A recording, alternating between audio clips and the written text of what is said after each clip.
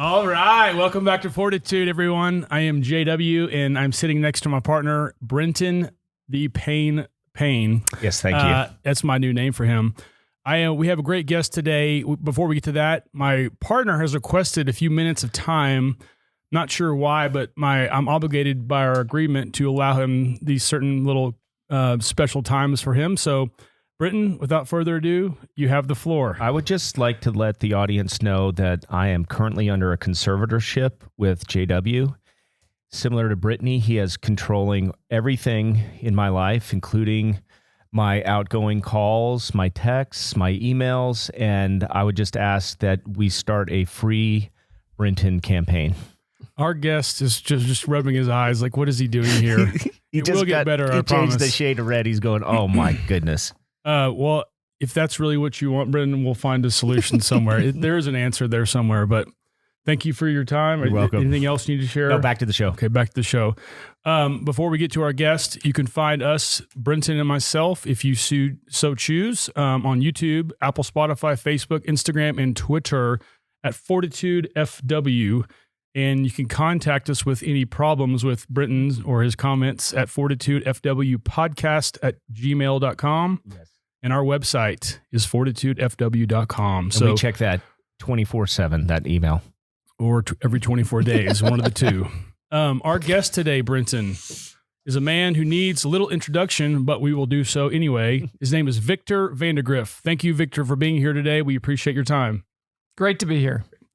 Victor, you and your family have a long-standing legacy in this town, Arlington, Fort Worth, Texas, all around Austin. Before we get into the really juicy stuff, where did you grow up? I grew up in Arlington, Texas. Arlington, Texas. High school? High school, Arlington High. I'm a proud Colt. Very nice. Very nice. When did your career, as we put it, it goes in a vast array of places. When did your career really take foot in your life? Well, it's been a varied career. I was a lawyer and still am, and started that way in the professional world, and then pivoted fairly quickly into the retail automotive world. I was a car dealer for a number of years, a executive in a larger company that acquired my dealership group, and remained with them until just a couple of years ago in various capacities.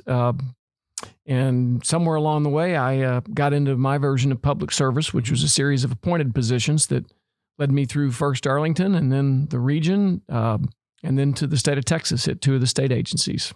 Yes, sir. Thank you very much. Yes, and thank you for serving in those capacities. Go ahead, Brenton. Okay, so all of them were transportation related for the most part. Yeah, all for the part. And they were all transportation clearly related. there's a theme there in the background, and not just coming from your professional life. Is there something that fascinates you about just kind of infrastructure in general, and as have you seen Arlington grow and knowing the need for it? Tell us a little bit about that. Well, in terms of the infrastructure side, it really kind of went full circle in my life. I've always been interested in data and the analytical aspect of that. And what's your plan? How do you get the best bang for the buck of what you invest? And how do you do the best and most for the people that you're serving? And whether that was in the car business and customers, or clients in the law firm, or obviously in a broader sense, those that are in the transportation world. You want to make the dollar stretch and get the most benefit for them. Surely.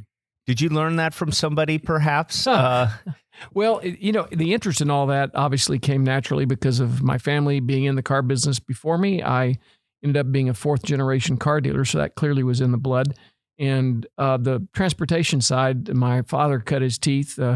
He was the original toll road guy when he promised General Motors back in the early 50s, when they elected to come here, that there was a great new interstate planned between, they didn't call them interstates then, but road planned between Dallas and Fort Worth. And the only problem was there really wasn't. Mm-hmm. And so he convinced the legislature, Governor Alan Shivers, to pass a legislation that allowed for the first toll road. And that was approved in 53 and opened up shortly thereafter. A couple of years later, they could build roads a lot faster then than they can today. Mm-hmm.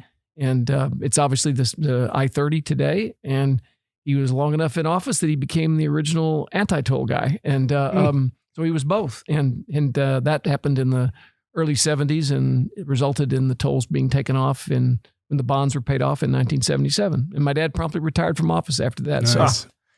So we know him as Mr. Arlington, but obviously he was your dad. What was it like growing up with Tom as a father? He was a great guy. He was as good in private as he was in public. Never lost his temper. He had kind of a voice of God, as a lot of people used to say, Jim Reeves in particular from the Star-Telegram. Mm-hmm. And he, every time he spoke, even in private, you felt like that. A lot of wisdom there, a lot of thought, and he really, really cared about people. I think that's why he had such a good reputation, is that he was good with the little stuff. He would help his constituents, whether it be in the city or the county that he later was a part of, or even his brief time in Congress. How did you first learn your trade as a car salesman? Did you start on the floor doing? No, my training was a little bit different in that I did not necessarily grow up in the business. I started as a lawyer and jumped in because of a special need. In the late 80s, it was a tough time for the car business. And my father would be the first to tell you that he was maybe the third generation car dealer, but he was the least of us that enjoyed that. My grandfather and great grandfather before him, and got in to really kind of help us get through a bad time. Thought it was a short-term gig, found out I liked it, and the rest was history. So I apologize. I got those two switched. I knew you were an attorney first, but I was wondering if you had somehow learned how to sell cars like maybe your family had. Never did that at any point until I actually jumped in the business. Beautiful. So in Arlington, if we can talk about just kind of growing up there and kind of the public figure that your dad was, not only on the private side, but the public side, was that good for you in growing up? I mean, did you enjoy that, or did sometimes it feel like, nah, I don't want to be known this way, that kind of thing? Because your dad was a public figure as well. I mean, being in Congress and the county judge too, right? Yeah, those came later, but he was the mayor of Arlington, Texas, for the first 20 years of my life. Okay. So that was just a part of my life. I never knew any different. The one influence of all that, though, is that I figured out early on that he didn't get paid for being mayor. That's not exactly true. They paid him $20 a meeting. Mm-hmm. So he got a little bit of money, but that didn't seem like much. And so, but I liked what I was around all that time, particularly the big stuff I got a chance to see, like when he got the Washington Senators to move here. Yeah. I was a teenager at that point. So I decided I really wouldn't mind being in government service. And my degree was actually in public policy from the University of Southern California. Go Trojans. Nice. And I got to plug them. And well, not so much at the moment. They're not doing so well. But anyway, I'll be low on that one. But I found out that city managers got paid. Mm-hmm. That's what I really intended to start out doing. I wanted to be in public policy and be on the side where you got paid for doing it. Not from the volunteer aspect. So, very good. We can move on now to I'd like to talk about your time as an attorney.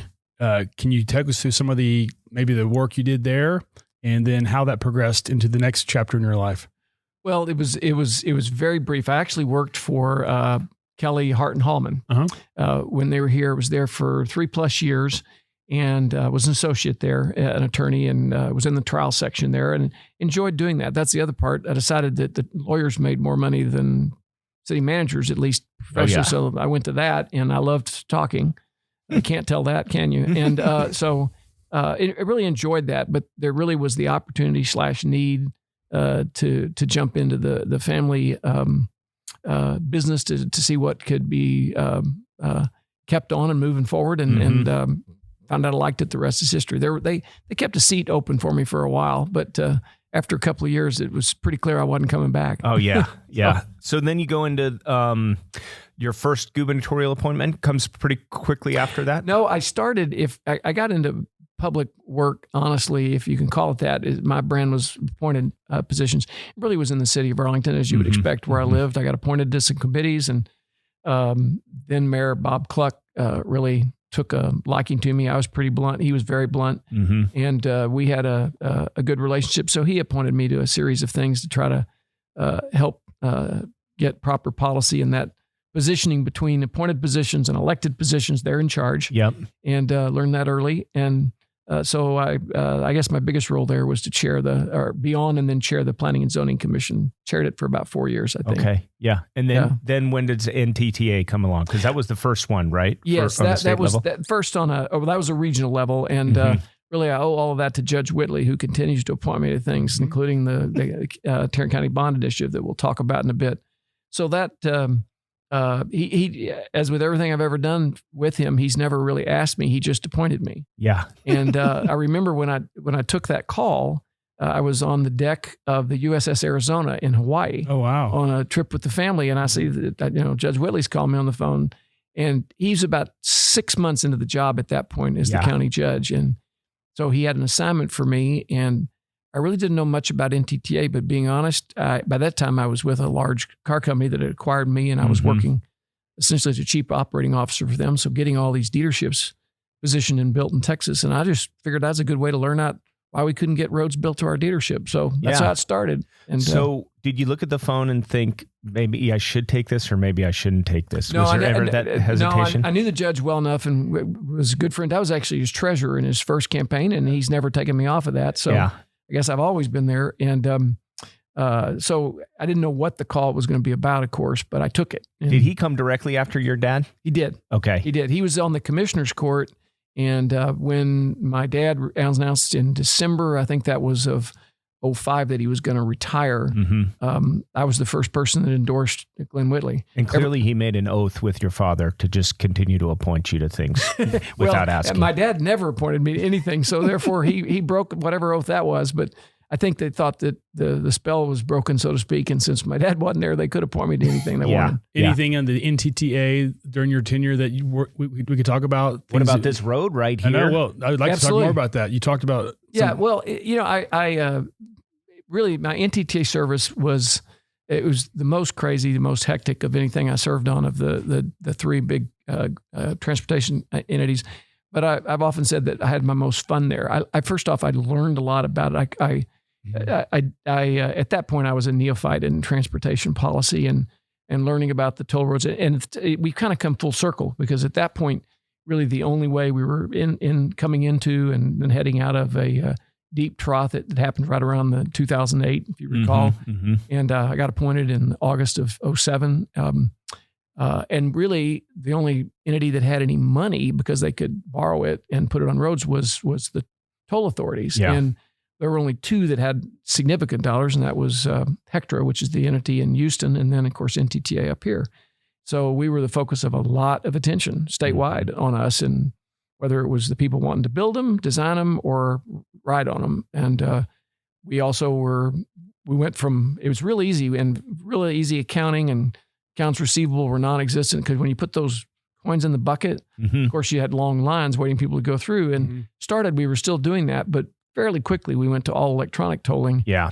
And there was chaos over that. As any new technology rolls out, you end up having problems. And so you got scofflaws, and then we had no real tools to collect. So we bludgeoned people to death with administrative fees, and Dave Lieber attacked us all the time in the Dallas Morning News. And, and we were at war at times with TxDOT over who was going to do what.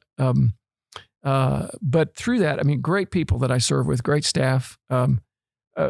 Without a doubt, the closest person I'm in my transportation world I was with on the car side, on the road side. The car side was a bit different, but was Paul Wageman, who was the chair for most of my time there. He's a great friend. I've got some good memories of him. He was not shy about voicing his opinions or his displeasure. And I found myself in an ironic position of being the moderating voice sometimes. I was his vice chair for much of that time. So, but we got a lot of things done. But probably the most pivotal thing was on this road that we're on or near, is that there are 9 people on NTTA then and now, 2 each from Collin, Denton, Tarrant, and Dallas County, and then 1 gubernatorial appointee. And at one point, TxDOT was telling us, we had an interesting situation. TxDOT had a great credit rating, and because we'd done this, what's now the Sam Rayburn Tollway, we had no cash. We had cash because the tolls we had collected, but we had no credit rating because we'd used it up on that road.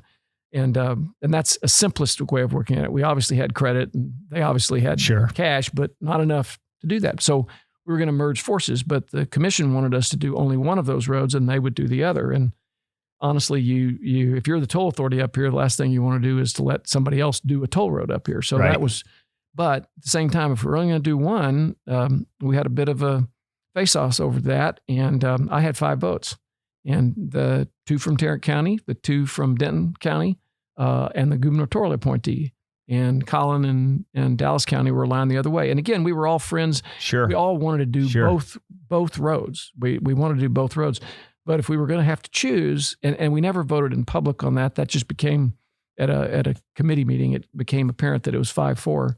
And my friends in Arlington, where I lived and where I was from, were not happy about that I would not vote. Everybody thought I'd vote with that, but I said, last time I checked, I'm a Tarrant County appointee, and the only road that's in Tarrant County is Chisholm. And the 2 roads, ironically, 161 started off better, but over a 50-year period of time, they were almost identical in the revenue they would bring in. So that being the case, if you're going to pick, I had 5 votes.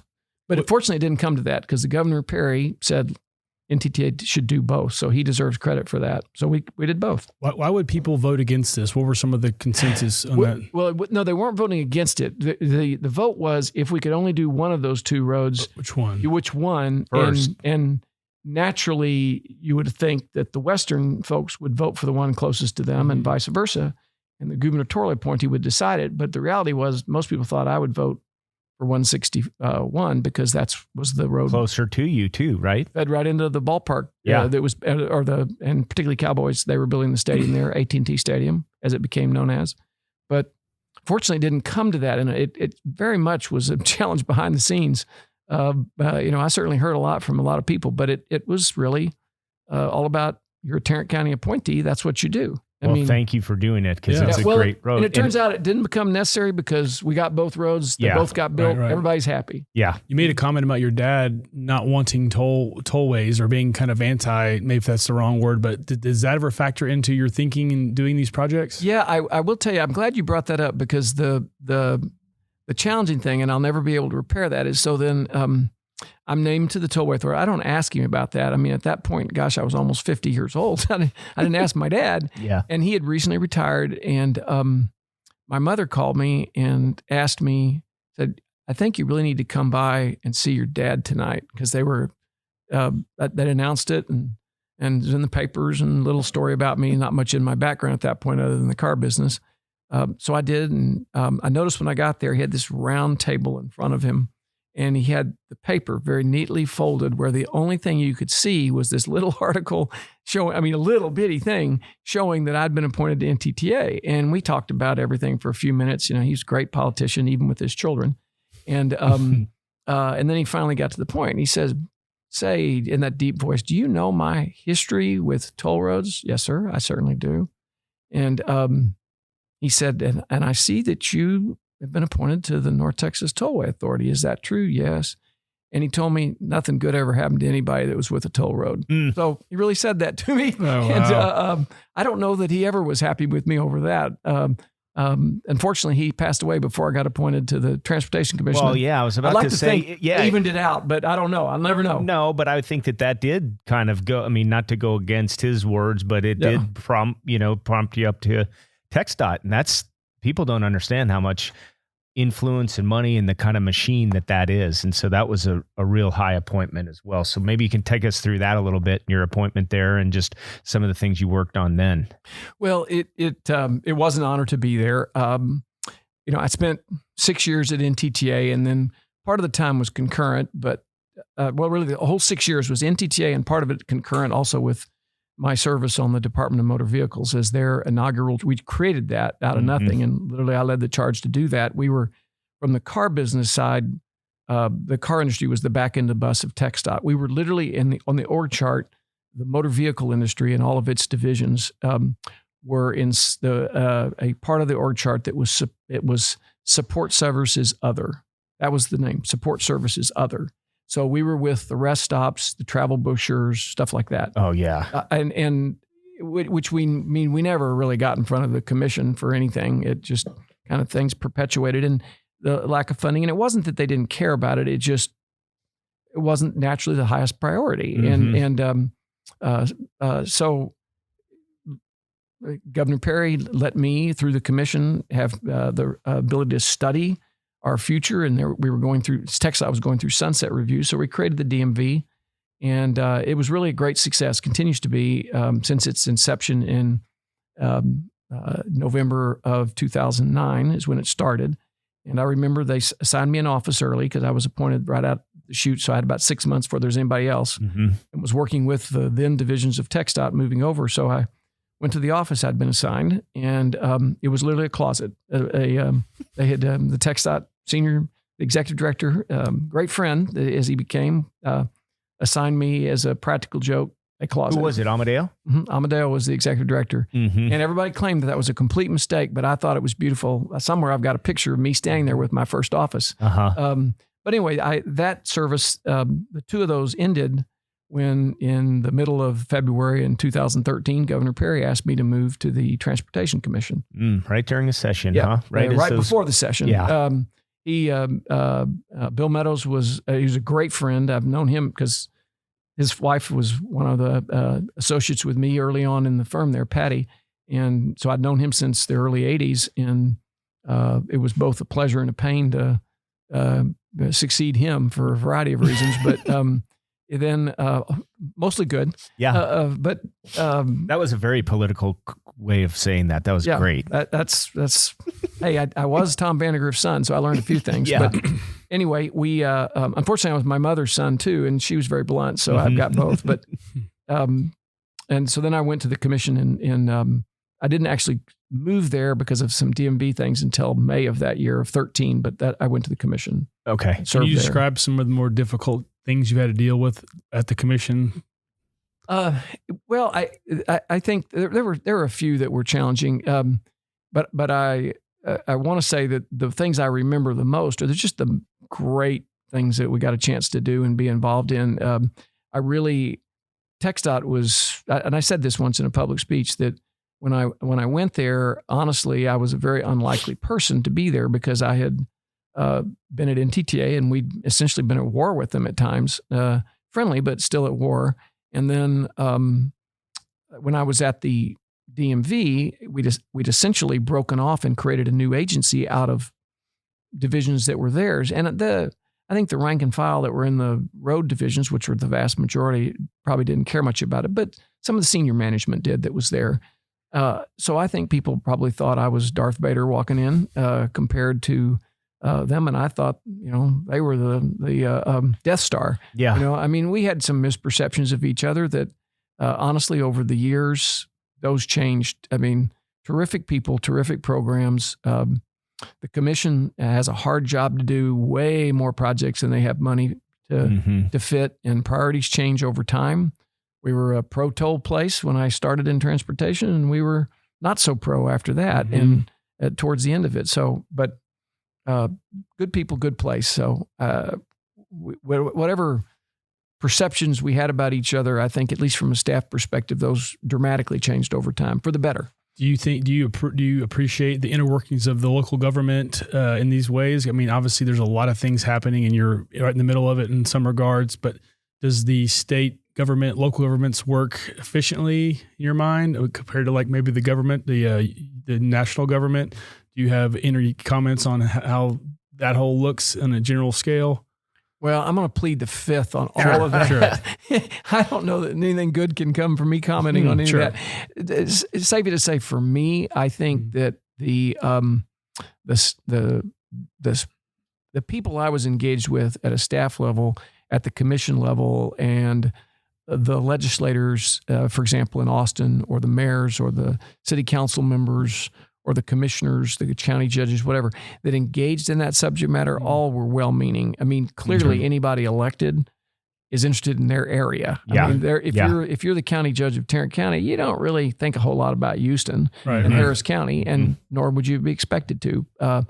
If you're a commissioner from North Texas and you're not looking out for North Texas, then there's something wrong with that, because there's going to be somebody from South Texas and Central Texas that's doing the same thing. But generally, I saw people that tried to do the best for everybody. That was positive. So when I ended my time there, I think we both agreed that, well, maybe I wasn't Darth Vader, and they certainly weren't the Death Star either. So we were. Well, you're getting things done, no doubt. I mean, people are going to complain like they're going to complain, but you're getting things done and things are moving forward. So not always at the speed of light, but still you're getting a positive movement. So I know we're going to talk to you a little bit about this bond that it's expected to be approved here in November, this $400 million bond. You were instrumental in that. And we're wondering some of the projects you're expecting to tackle with that money, if you can talk to that, and how did that process go getting that put together? Well, I think the better people to grade our paper, and there was a committee. I was the chair, but there were 15 members. Each commissioner had 3 appointees, and I oversaw it. So they and the public were the better grade of that. But what we did do is, unlike the policy positions I was in where you were expected to take a position on something, I took a position on this just much like I did when I was back on the planning and zoning. So I kind of came full circle. I was just helping to call the balls and strike. I was the head umpire, and I had a bunch of other umpires, and their role was to really look at the projects in their particular precinct. Because if they didn't stick up for projects in their precinct, who in the heck would? Right.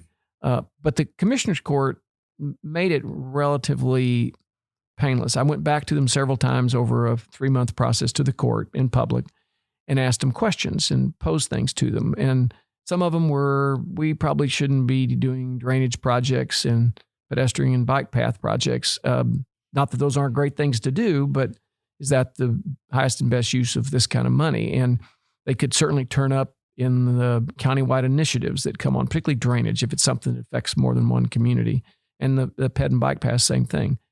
So they focused on projects. And then the big decision they had to make is, we had 24, 25, I can't remember exactly how many communities presented projects, lead agencies they call them, but cities. Mm-hmm. And do we pick the highest and best based on the ranking we do on the factors we chose to look at? Or do we, does every city get a project? And they decided every city would get a project. At least what's one. the ballpark number figure? 200. I should have said that earlier. 200 million. So 200 million of the 400 million goes towards the call for projects that was put out back in. It actually was put out. The call itself was back in January or February before I was engaged. So by the time I got there, they had received these projects, and then it was my role to be the chief umpire, if you will. Gotcha. But you did a great job of.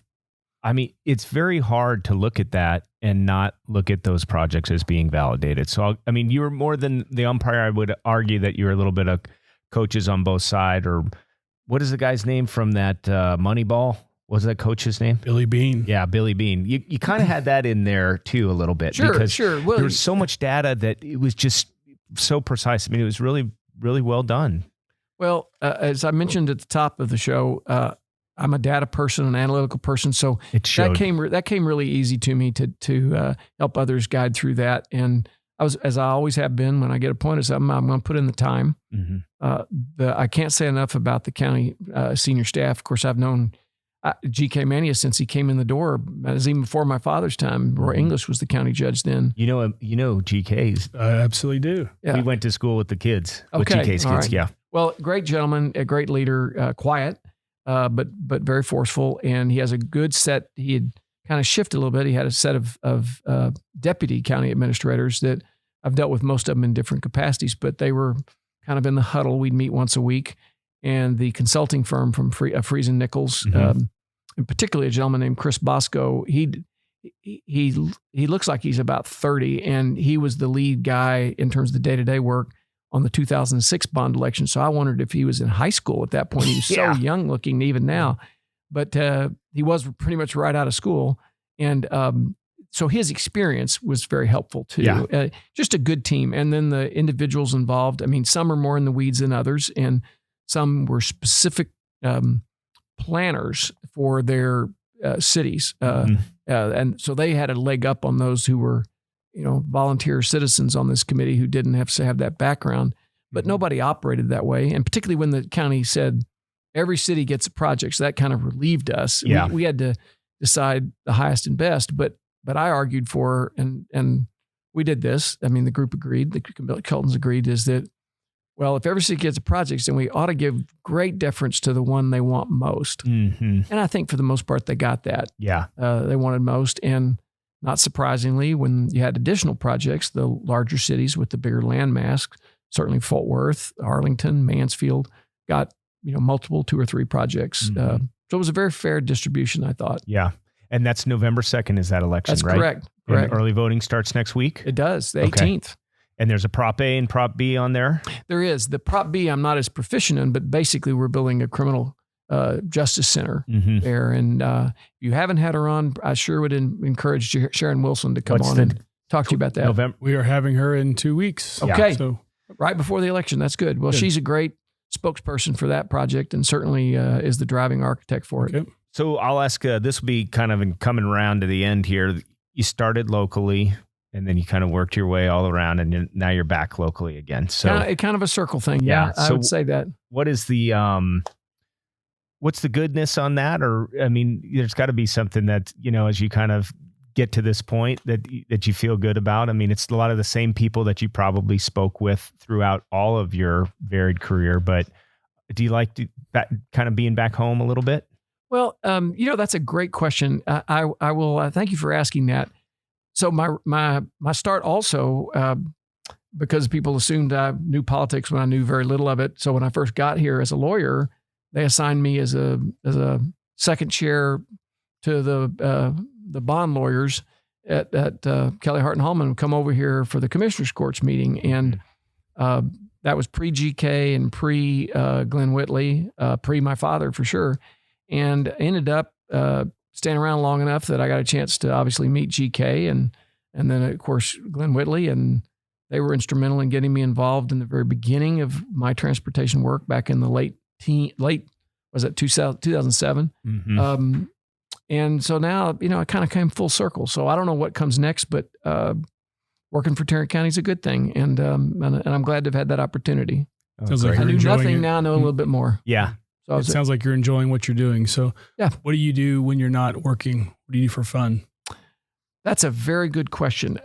Mostly, we have 6 grandchildren, Okay. and I do a lot of playing with them. Grandparenting. Yes, Yeah. I do. They call me G-Dad, and Oh, that's an cool. enjoyable thing. So that would be my primary thing. Very good. Okay, so family aside, we always ask everybody this: what has been the best day of your life? That was an easy one for me. The best day of my life was, it actually is many days, but the best one had to have been the day that I married Kristen Olson, which is Kristen Vandegriff. And I don't know if we've heard that one. No. That is a great answer. that's not even close. She's, my father was a great influence on me, and people ask all the time, and I say he was a great influence, but the best influence on me was my wife, and followed right behind her was my mother, and then behind them were my 3 children and my sisters. So they were all probably more influential on me in terms of the person I am than my dad, even though he's a big part of that. Yeah. He was kind of like a god on Mount Olympus a lot, and you admired him, you enjoyed the time with him, you learned from that. But he was the voice of God, as I said earlier. So it wasn't a bad thing, because he was not a tyrannical voice of God. He was a benevolent, wonderful, loving father. But those women and my children, those were huge influences. But you did use familial, so we'll have to ask That's you why again. I've never heard that answer. I just figured without that family, out. all family aside, what's your best day of your life? Yeah. That's where it gets tricky. Well, I if I wasn't clear on that, I'll say it again. The best day of my life was when I married Kristen Vandegriff. That was the best day. He's sticking to, look at Sticking that. to it. That's All a right. political answer. It He's is sticking not a to it. political answer. It's No, a truthful I'm kidding. answer. I know it's a truthful answer, and you did it. So thank you. Yeah. Victor, thank you for joining us. We appreciate you sharing your story. Great It's a job. pleasure. Thank you. Thank you. See you later. All right. Take care.